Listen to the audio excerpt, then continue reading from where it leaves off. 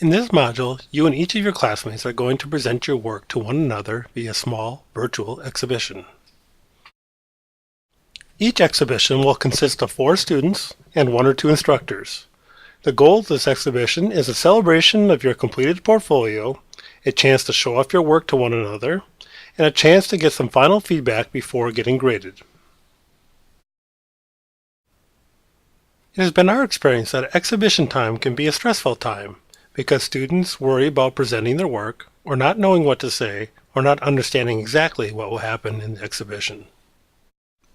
But let us reassure you that students have always come away from the exhibition assured, confident, and having enjoyed the experience.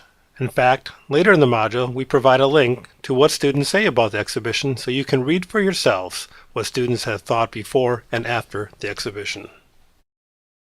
To help you better understand what exactly will happen during the exhibition, we will cover it briefly here. It will also be covered in the module details, and at the end of this video, we will provide an example exhibition so you can see and hear exactly how one might look. So now on to the details. Each exhibition will begin with your instructor providing some general instructions and a welcome that will take a couple of minutes. Then each student will be given 15 to 20 minutes to present their work. Then the instructors will conclude the exhibition with some closing remarks. When a student presents their work for 15 to 20 minutes, it is a very structured use of that time. First, we want students to cover who the intended audience is for their portfolio. Second, we want students to spend some time talking about the one page in their portfolio that they are the most proud of and why. Third, we want students to share the page they want the most help thinking about or want some feedback about and why. Fourth, the instructors will choose a page to talk about from the student's portfolio. And that's it. That's all you have to do when you're presenting. When you're not presenting, you have to be a good listener, provide good feedback and thoughtful suggestions. Just what you've been doing all semester long. And that's it for this overview. If you want to stop watching the video now, you're welcome to do so. For those who are interested, you can keep watching to see a sample exhibition. For this sample exhibition, we're pretending that Josh Rosenberg is a student in the course again, just like he was a couple years ago. He is presenting the same portfolio he used when he was in class a couple years ago, and Andrea Zellner and I, Dr. Kaler, are the instructors providing the feedback. We don't have other students in this sample. We've also considerably shortened the 15 to 20 minutes Josh would normally get to share his work if this were a real exhibition, in order to keep this video as short as possible. But we hope that it gives you the idea. Who is the intended audience for your portfolio? Thanks, Matt. I'm interested in other graduate students and my faculty being able to see my work. So I want to be able to share my thoughts, and my audience is others who are interested in technology, kind of in general. So does that influence your design of your portfolio in any sort of way? Yeah, I think I tended to make mine a little more professional than I did personal, and that was an intentional decision. As I was kind of writing about me and choosing pictures, I wanted to seem as professional as I kind of could. All right, so we're going to start by you choosing which page in your portfolio you want to show us as the one you're proud of, or you want to show off to your colleagues. And which page is that? I think that would be my annotated transcript page. All right, so do I have the right page up here? Perfect, that's it.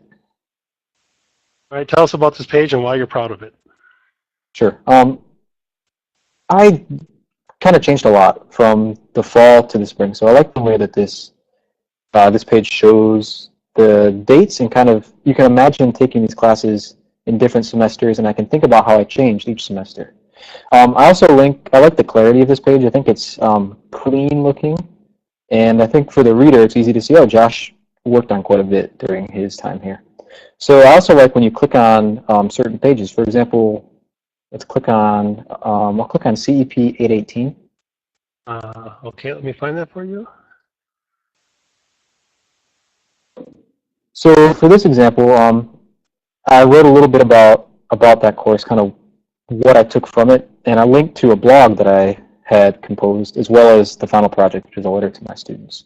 And I also added, because one of my housemates suggested, putting return to my portfolio page. So if you click that link, it should take you back to that annotated transcript.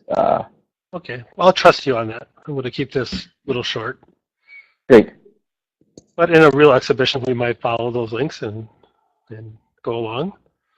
Okay, anything else about your annotated transcript page you want to point out is what you like about it? I think that's good. All right, Angie, anything you like about it too? You want to echo anything that Josh said? I just had a quick question and wondered if you could talk a little bit about why you chose to have the streamlined design here and then the more information on the subpages instead of including the description of each course on the main page. Was it just because of the busyness of it, or was there some other reason for that decision?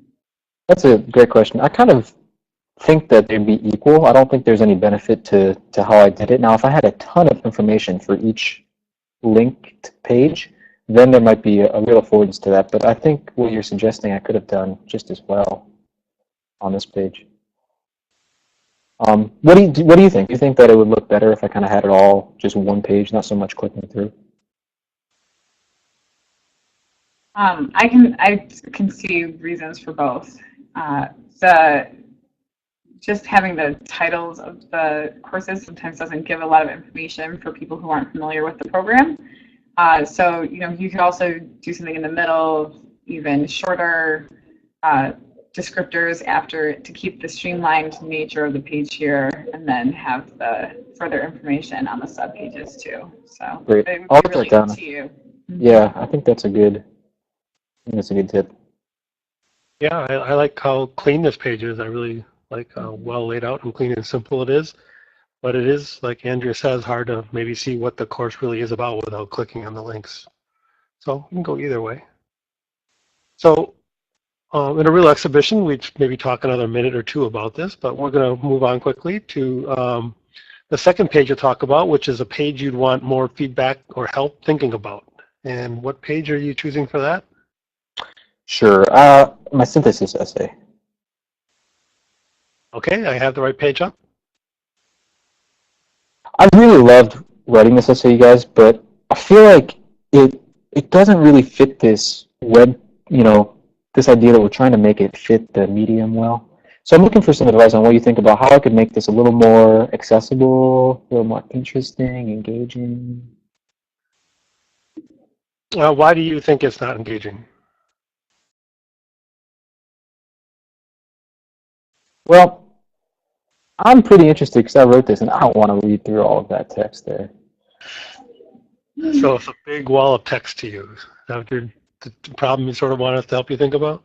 I think so. All right, any ideas, Andrea? Well, some of the ways that we've seen people deal with the wall of titles and what you're describing. Oh, that's a great idea. The other thing is that because this is the synthesis essay, you have links to the courses you're discussing in it.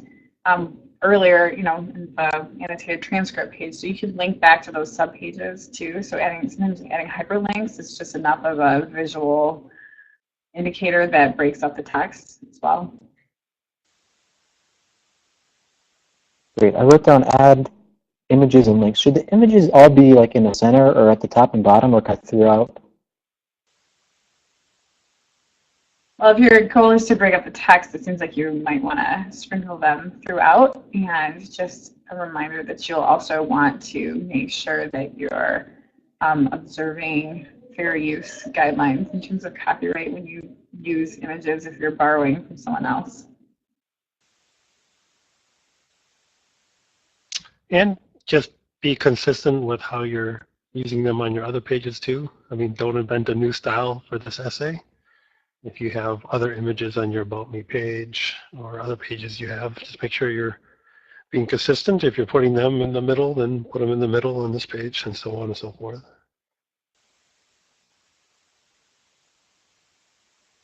And again, this would be an example in a full exhibition. We'd have a lot more feedback from other people, and we'd go into a lot more depth about other ideas and how to improve this essay. But we're going to keep this video short, so we're going to move on to the third page we'll talk about in each exhibition will be The third page, instructors get to choose, and we as instructors are going to choose Josh's Vita. And a couple of things we can talk about here. We want to choose his Vita or resume because we think it's an interesting use of scribd. I think that's how you pronounce it. Is that right, Andrea? I would say scribed, but I am not any more confident in it than That you makes are. more sense, scribed. Yeah, see? That's why we have multiple people.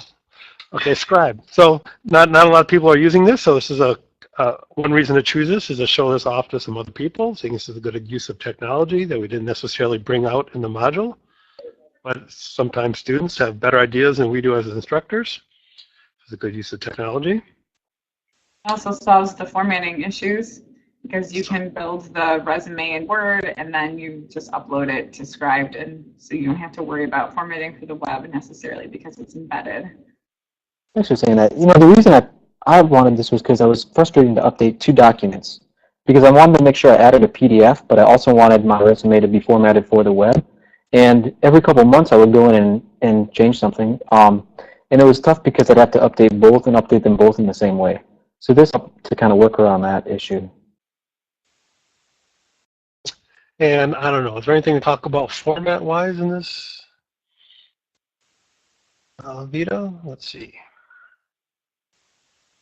I don't know, do you see anything, Andrea? Or Josh, you can critique your own Vita if you want to. Well, one thing I really like that I've seen my peers do is they've added little pictures, like for Michigan State, like a little, just a small icon by where their, institution is in their resume or in their Vita. So I wondered about integrating some of those elements into this, but maybe that's a longer term kind of project. I know it's pretty consistent use of formatting. I like it. I think that's a pretty well organized Vita. I'm not sure about putting your home phone on there. I don't think that's a good idea. Yeah. All right, everybody ignore that phone number there. I think that's yeah, maybe we'll blur it out in the video, but I think it's a good way for robots, for anybody watching this video, the web robots go out there and collect phone numbers so they can spam you. So. Is your refrigerator running? I'm wondering why I've been getting so many calls from Florida recently. Guys, I feel much better after having talked about this. I was pretty nervous coming into the exhibition, but you made this pretty easy. All right, and that's basically how an exhibition goes. Of course, it would be a little bit longer. I think we would, where we're spending a minute or two here, we'd typically spend 3 to 5 minutes on each of these pages.